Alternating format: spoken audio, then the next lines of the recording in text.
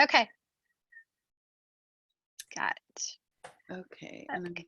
So welcome to Two Sisters Health. I'm Rachel Scott, and this is my sister. I'm Jen. And today we're interviewing Judy Trusty. Hi, Judy. How are you? Hi, Rachel. I'm good. How are you? Good. So I'll give a brief introduction. Judy and I have known each other, gosh, probably 15 years or something, a long time. Yeah, I think that's about it. We worked together at the hospital as nurses in the emergency room. Mm-hmm. And that's gone on through, we worked together, and then Judy became the supervisor, and I went on and did some other things, and we've kept in touch all that time.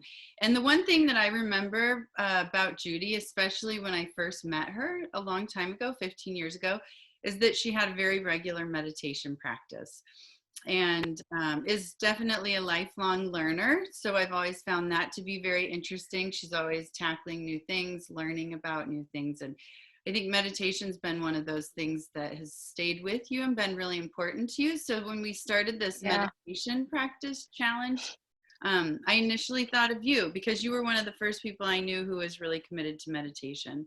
So would you like to say anything else about yourself? Whatever you want.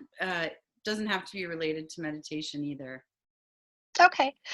Yeah, I'm a nurse. I've been a nurse for coming up on 30 years. And I have to say I am a binge meditator. It's kind of like exercise with me. I go through spurts where I'm really good about it, and then I kind of slack off. So I'm I missed the start of your meditation challenge, or I probably would have started it with you, but I kind of came into it in the middle later when I saw your podcast. And but well, let me back up. So if I go back way far back, when I was about in second grade, I had, I guess, what you would call an enlightenment experience. I was walking home from school. I was out in nature, and things were really beautiful, and I was looking at the world.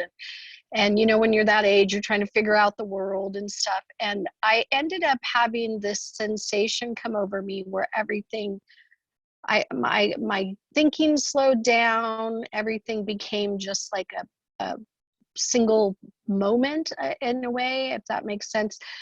And I had this sensation that I understood the vast interconnectedness of everything, the primacy of love and the importance of love. And it was all, I don't know, I didn't even have words to describe it back then. And it actually did happen to me a second time spontaneously when I was a young adult. And so I kind of spent my life trying to figure out what that was. So I sort of came to meditation through somewhat of a backdoor, in that I was trying to figure out what was that happened to me.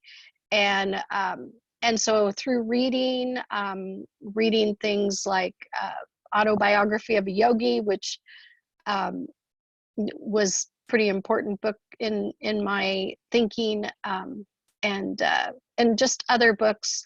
I discovered Buddhism.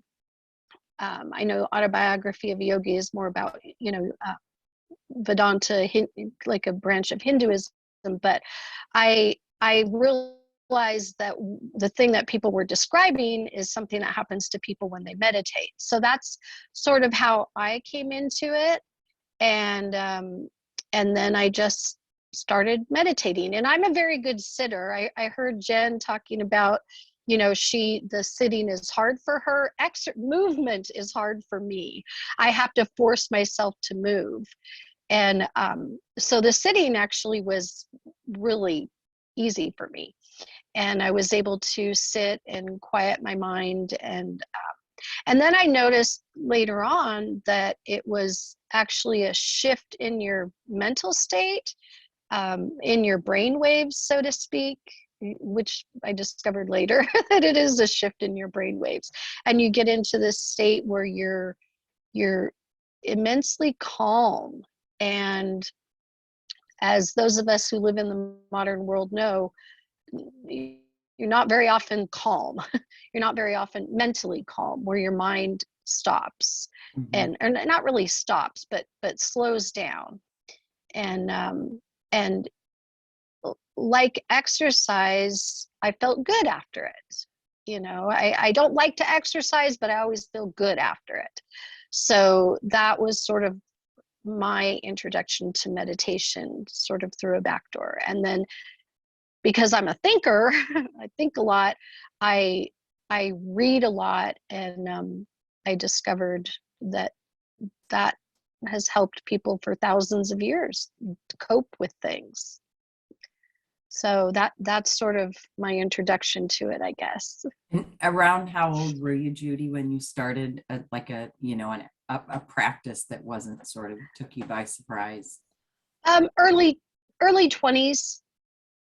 So, and I'm mid 50s now. So, um, but I do go through periods where I don't for a while, and then I'm like, oh, I need to sit, and life kind of overwhelms you at times. And that's what I feel is really important about meditation, is it doesn't seem like much, but it helps you in profound ways to cope with what life throws at you. It's reassuring to me to hear you say that you have lapses for periods of time in your life, Yeah, just because, I do too, a lot of them. yeah. Yeah. I, I'm not super structured in my, I fly by the seat of my pants always. It's like, what sounds good to do today? So the regularness, that structure is just not, doesn't work for me. And I ended up, I had breast cancer in 2015, and I feel that meditation helped me cope with a lot of that. I would do things like, when I was in a lot of pain, or a lot of nausea and stuff, I would sit and try to focus on how sensations in my body, and that's actually a meditation that people do. How my feet felt on the bathroom rug when I was having horrible diarrhea. So, sorry Mm, to share that part with you, but I, just being aware of those small things that felt good, so that I mm, can and people talk about, if you're in pain, being aware of the pain and stuff like that. um, I find finding other things that feel good is a better way for me to deal with that, as opposed to really being aware of um, that particular body sensation. I'll focus on another body sensation to kind of take me away from that a little bit. So, but I think it also helps you to practice acceptance of what is, and it just not get so wound up about life, if that makes sense. Because you can find the good in pretty much everything if you Yeah, start looking. yeah, yeah. And I would do that. Was some people use mantras for meditation. I would do gratitude mantras a lot, especially when I had the cancer.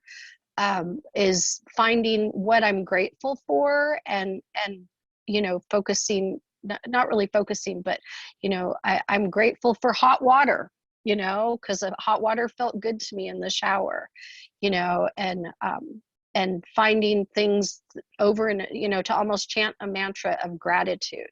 I'm thankful that I live in this time where we have food, and we don't live hand to mouth, so to speak. So that's and I'm not sure if that's truly a meditation, but in the sense of your brain waves getting into that true meditative state. But um, I don't know, it felt like a meditation. I think anything can be, right? And, you know, there are I'm, gratitude yeah. meditations. I think that definitely would fit. Yeah, yeah. And you know, movement is difficult, not difficult. I mean, I move around a lot at work, but um in contrast with Jen, how movement is just a natural thing that her body wants to do. My body could sit for hours. But so I have a difficulty with movement meditations. So sometimes I'll meditate at the Abbey that's in our area here, and they'll do sitting for a while. I get into a great meditative state with that, and then they'll stand up and do the walking meditation, and it's gone for me. I'm Interesting. just, you know, but it is a way that people do meditate. So, and I think even things like, um, I remember you, Jen, saying that you play the drums, and, you know, profound activities of creation or creativity, that people do, you know, composing music or playing music, or, um, you know, that sort of thing, also can be meditative for people. Mhm. So anything to take you out of wallowing in your own head. Keep it simple, right? Yeah. And my first husband and I had a word for that mental state. We called it thoughtin', where your mind is just zooming from thing to thing and all over the place. Um, and you know, and there's probably a place for that, but sometimes you just need to slow it down, and and not try not to do that. So, and I don't even know how to explain it to people. Like, I've tried to get my daughter into meditation. She has a really stressful job, and she's like, "Oh, I can't do that. You know, my mind won't shut off." And I'm like, "Well, it won't shut off because you haven't really practiced. That's why they call meditation a practice, because Practice, yeah. you have to do it and do it, because it's not easy. Sometimes for some people it can happen spontaneously, and but most people, I think, have to work at it. So Mhm. I'm proud my granddaughter picked it up very well, and she meditates to this day. So when she was in college and university up in Oregon, she had, you know, at the end it was very, very stressful, and meditation really helped her and became like a regular practice for her. And we would go to the Ashland Zen Center, and I like meditation in groups like that, because that's what you're there for. You know, you're everybody's doing it, that's what you're there for. um, so you're kind of forced to sit, whereas if I'm at home, it's too easy to find something else to do. And Hmm. as a nurse, I'm kind of a doer. I even have a hard time just sitting through watching a movie, because I'll like get up and start cleaning my house, and, you know, go dabble at doing something in the kitchen, and so the structured practices really help me, and that's kind of what my granddaughter and I started doing. And then for her now, she does it at home. She doesn't necessarily, she lives in Portland now, so she doesn't necessarily go to a place, but it did become a habit for her. And has she So commented to you how that's affected her in her life and if it's been helpful? I don't, not that we've talked in depth about it, but she has said that it has helped her. Mhm. And I, you know, she just said that she just feels better. And at that time when she was a college student, you know, you need that centering. You need that, Mhm. because there's just so much that comes at us from all all the time, you know. And in our modern life, it's just the way it is. There's always distractions, phones, you know, notifications popping up, people calling, whatever. So um, it's I think she has expressed that it has helped her. So Judy, I'm Sure. really curious. I loved your intro story of how you had that experience at 2 years old. That's pretty awesome. No, second grade. Oh, I mean, Not 2 sorry, years old. I meant Second grade. Yeah, Yeah. you would remember 2 years old. Second grade. But second grade, wow, I don't really remember second grade. I wonder if you even remember a lot of other things from second grade. It's just that was No, the probably one not. thing, right? So has that happened to you in meditation, or no? It was just two random events in your life. It was not as profound, but that's the closest that I've gotten. When I get into a really good, deep meditative state, it's almost like time stops and just because becomes one moment, one long moment. I guess I don't know how to even explain it, but so that, and then it happened to me as a young adult. It was also when I was out in nature.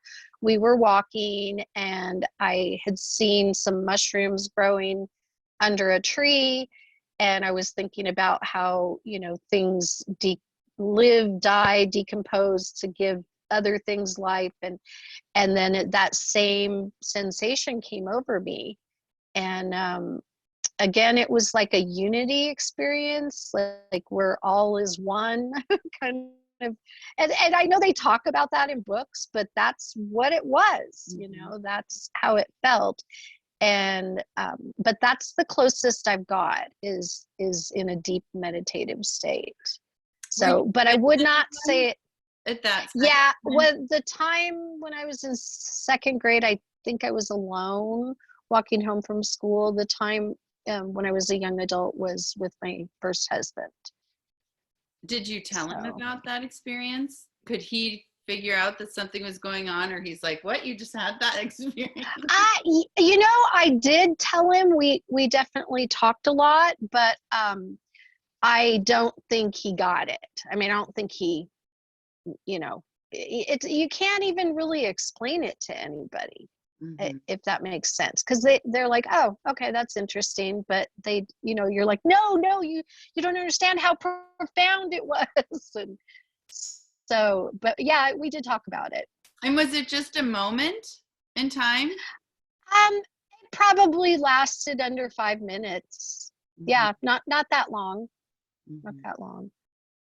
It's interesting how those short times, and when I was in second grade, I don't even remember how long it lasted, but it had like a huge effect, like it affected my whole life, how I view life, how I view the world, and all of that stuff. Less than 5 minutes. Yeah, that's really but it, you know, when it happens, you're like, wow, what was that, you know? And then I kind of spent my life trying to figure that out. So and that brought me to, go ahead. Oh, can I ask you one more thing? When you were in second grade, did you talk to anyone about it or ask questions like of an adult? Do you remember? No, I don't think so. No. I don't know. I may have talked to my dad, but I don't think so. Okay. Because like I said, I don't think I had the words at that time to even really explain it to somebody. In second grade, you might not realize how profound that is, right? Because you don't have an experience of the world. So you think it's going to happen again. And then years and it doesn't happen again. So you're like, wait a minute, what was that? Yeah, exactly. Definitely. So yeah, interesting. I have another question. I would definitely say it shaped me. A little bit about what you had said before, that you've been to the Abbey here. Can you tell us a little bit about that? I'm kind of curious about the Abbey that's here. I've never been. So years back, I went to a Buddhist book study in when I lived in Wairika. And then I met a guy and he'd invited me down to the Abbey, and then it wasn't until I moved down to Mount Shasta years later that I actually went, a few times there. And they're a working abbey. They're co-ed. I mean, there's both men and women, monks that actually live there. They're kind of a retreat. So they do retreats for people. And so they do like that you, if it's the first time that you've meditated with them, that you call and make arrangements to meet with somebody, and they have somebody that basically walks you through the what they do, and some of the rules, they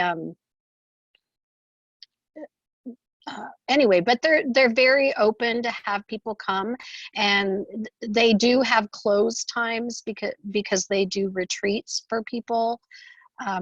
So you just have to make sure that they're open, but they love having. Now, since COVID, I'm not really sure. I know they do Dharma talks. A lot of them have been Zoom, but I'm not sure if they're actually open again for people to come out. They may be. I think things are opening up, but I haven't been actually for a while, since my granddaughter and I went. So. Okay. So you have been meditating for how many days now? We're on day 24. Yeah, 24. So I did not start with you. Okay. I meditated today. Mm-hmm. But the other thing that I do, so there's a guy named Adyashanti who's a Buddhist teacher, and he does, he teaches kind of an awareness type meditation. So you can do meditations that are mantras, you can do meditations that are, following your breath and body sensations, and the metta, practicing loving kindness that you're kind of putting out into the world and stuff. But he does like a real awareness, just being with what is. And so I use that a lot informally, I guess you would say. So when I have to wait somewhere, waiting in line at the grocery store or the pharmacy, I start with, I wouldn't call it listening, it's more hearing, if that makes sense. Listening is more, to me, listening is your mind taking what you're hearing and processing it mentally. But hearing is just being aware of the sounds without trying to mentally explain them. And so I'll start with hearing or my breath, and then I'll just move on to awareness of everything around me. And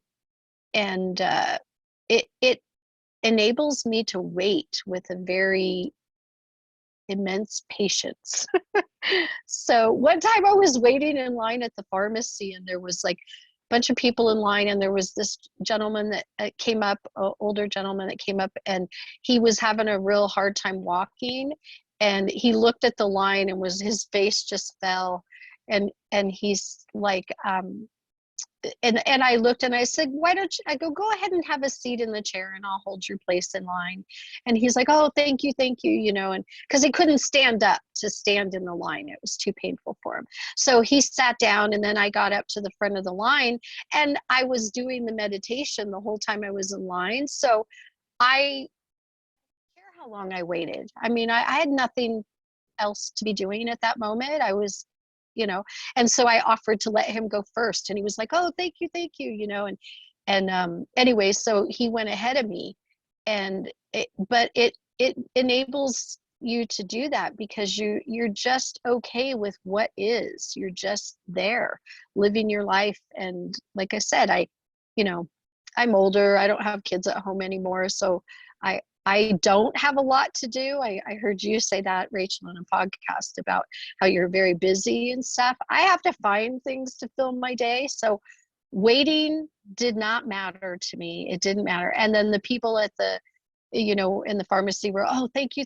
for your patience and stuff. And I was just okay with that because I had done that meditation. So it helps me to be kinder to people because you're not getting wound up in your own stuff and you're not impatient. And That's really beautiful. I feel like it helps me to be a better person in that respect. Mm-hmm. Well, I still have to wait in lines, even if I'm busy and have kids at home. And Yeah. so we can all learn from that, being with what is, right? Regardless of what I think my agenda is. It's just whatever is happening at the time. So it's a great reminder. Yeah. Mm-hmm. I had somebody at work, we had a crazy day at work, and the nurses were like, oh, getting all kind of riled up, and they go, and I think something was falling apart in the ER, and they said, you're so calm. How can you be so calm? And I'm like, but does it do any good to get all frazzled in your head? It doesn't help the situation at all. And part of that training might have been working in the ER for years, but I definitely think meditation has a role in that, in accepting what is. So, because getting all wound up about it does not help. Well, I can say typically from working with you, I remember thinking, there's something to this meditation, because you were always in a good mood. You were always up to help. You were one of the nurses that was always helping other people no matter what was going on. And just thank you. Endlessly good attitude. Thanks. I mean, it's, nursing's a hard job. Anything in medical is a hard job. People are not at their best. They might be in pain. They might be, afraid for family or whatever. And you can't help them if you're, down in that craziness too. Mm-hmm. You have to be able to, and even if it's just a couple minutes of taking a deep breath, and centering yourself so that you can be there for somebody else, And I wonder if you don't have those skills that you have, Judy, people burn out, right? And find they can't keep going in that. Yeah. I wonder. Yeah, they do. Burnout's a big problem in our thing. I in our line of work. I'm not a salesman by any stretch. I couldn't sell, water to a man thirsting to death in the desert. I just am not. So I have not been very successful, with the exception of probably my granddaughter. Oh, and my daughter-in-law. She meditates, and I like to think she got some of that from me. The idea of it. She was raised very strict Christian family, and I don't. There is a meditation in Christianity, but but anyway, she wasn't really raised with that, and she does that now to help with her anxiety and stuff. So yeah, anyway, I feel it's helped me. So, but I wish I could sell it to people more. Well, you kind of embody it, and I'm sure that helps sell it too. Well, if you thank loved you. it, I bet you could teach it. Mm-hmm. If I what? It's something you were interested in doing, I bet you could teach. Oh gosh, I'm very camera shy. I'm pretending there's not a camera in front of me and it's just the two of us talking. Yeah. So. Well, you have a and lot. Thanks to you guys. Thank you for having me. Mm-hmm. I really enjoy your podcast. Oh, good. Thanks. Good. Yeah, it's been great. Judy, when you do, when you're in the habit, or when you decide to pick up your practice again in more than just a line at the store, I'm assuming at home, do you sit for 20 minutes, 30 minutes, an hour? Like, what is your typical practice look I usually like? Or is sit there no typical practice? I usually try to sit for 30. So if I do it at a like the Zen Center or the Abbey, I can sit for like an hour. But if I do it at home, like I said, I kind of peter out after about 20, 30 minutes. So I also use sometimes to help me get started. I have a brainwave thing that I started using for sleep. What is that? it trains your brain waves to go into uh, different waveforms. So like if you hooked somebody up to an EEG and when they were in deep sleep, they would be in a delta wave. Mm-hmm. And there's theta waves, alpha waves, beta waves, and the ear can't hear a sound that's a delta wave, say, is a 2 hertz wave, and the ear can't hear that sound. But they found if they played a tone in your ear that you can hear that are 2 hertz apart, so like a 35 hertz and a 37 hertz, that your brain will entrain to the difference, and it enables you to get into those meditation states or a sleep state. I started using it when I had to do night shift for a couple weeks. Not a night shift person, and I can't sleep in the day, and I decided to try and use it, and it's like white noise, but then there's also these humming sounds that are the brainwave entrainment things, and they have meditation ones too. So I don't like guided meditations where people talk to you, because I can't get into that meditated state because I'm listening to what they say. Mm-hmm. And the listening state is your brain is active. It's not in that meditative state, if that makes sense. Mm-hmm. Listening is a different brainwave state than meditation. So I don't prefer a guided meditation, but I will sometimes start with the brainwave. Sometimes I just sit. Sometimes I'll just sit and start with my breath and hearing, but sometimes I'll use the brainwave. In fact, that's the name of the app on my phone. It's called Brainwave. Okay, Brainwave. Mm-hmm. Interesting. Yeah. And I to this day use it for sleep. It has dreamy sleep and deep sleep, and it has a wake up function. So it's And, headphones? You just but put headphones on? you have to wear headphones because you have to have 2 different ears. There's one sound in one ear and one sound in the other ear. So it only works with headphones. So they have those, I've seen advertised, they have these kind of headband headphones now that are supposedly comfortable in bed, and that's kind of how I'm gonna the take ones this you have out on now. Yeah, I don't know if you can see these little earbuds. So I can't wear like the iPad or iPod earbuds. They're too big. I have small ears apparently. So the little tiny earbuds, any of the ones that like sit flat against your head, work for me. Even though I'm a side sleeper, they don't seem to bother me. They don't bother you? Okay. So, no, I mean, I'm used to them now. I've done it for a decade and a half, I think. It's probably probably about a decade that I've been using that. So, and they have like ones for studying. So they'll bring your brain to like a focus. Oh, really? Not meditation focus, but like focused and alert, memory boost. So right now I'm trying to relearn Latin that I took when I was in high school. So I'm doing like a lot of, I'll put in and put one of the memory boost ones on when I'm trying to learn Latin, verb or noun declensions and verb conjugations and stuff. So I use it actually for a lot of things, but it does help with meditation too. That's awesome. It is awesome. I think my next step is going to be to, I've just been doing the 10 minutes a morning with our challenge. And I think my next step, and I probably jumping 5 minutes is a little too ambitious for me. But I'm going to try to move the needle a little bit after our challenge is over and try to get up to 20 minutes at some point. Because the 10 minutes has been great for a few different reasons, but I feel like I'm just at the very beginning, of a long process of training.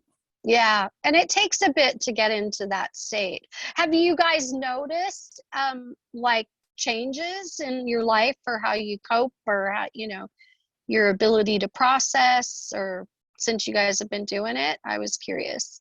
For me, the discipline of doing it every day is enough of a change for me. And not dreading it after, doing it for several days, sort of looking forward to that, not having expectations of myself and just to try to just be. That's enough of a leap for me right now. Yeah. We'll get to other places hopefully soon-ish.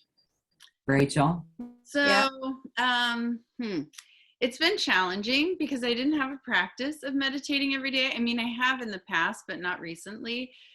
And there's been a lot of change in my life. Like I'm leaving my job of 10 years and taking some time off and starting a new job. And so there's been a lot of change. So it's a really good time for me. Yeah, And definitely. it's kind of hard, I guess, because I'm processing a lot to know if I would be processing it differently if I wasn't meditating, but I definitely think it helps and is probably giving me a broader perspective on those changes. I'm a little frustrated with myself that there have been a few days I forget because Oh no, don't beat yourself up. I just get in my day and I go, oh my gosh, I didn't meditate today. And then I'll be like, oh, I'll do it at lunch or I'll do it when I get home. And sometimes I do, and sometimes I forget. And so I put it on Yeah. a calendar that I can see from my bed. So when I wake up, I hope it will remind me. And actually, Jen, I was thinking I want to do it another 30 days after this because I haven't done 30 days where I didn't forget once. And 10 minutes is not too much. Like I should totally be able to do that. So I want to challenge myself again to actually complete 30 days without missing. And I mean, in 24 hours, I should be able to find 10 minutes. That's not too much to ask.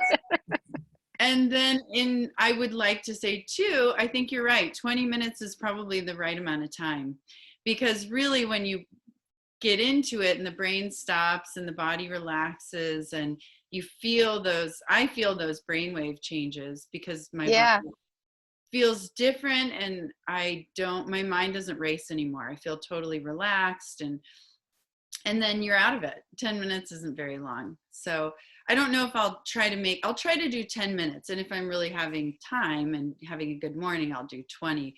And then we'll go from there. So. Yeah, they do say just regular practice is best. If you read, the meditation teachers, they do recommend regular practice. So, and it's probably because as you practice anything, you get better at it. And when you get better at it, you can get into that brain state a lot quicker. And then you get more out of it. You're not wasting your 20 minutes with 15 of it just trying to get into that state. And everyone we've talked to seems to say 20 minutes is kind of that magic point. Well, I would love to keep talking, but it looks like we can talk for a long time sometimes, can't we? Thank you for having me, you guys. Nice to meet you officially, Jen. All right. You guys take care. You too. Bye. Thank you. Bye.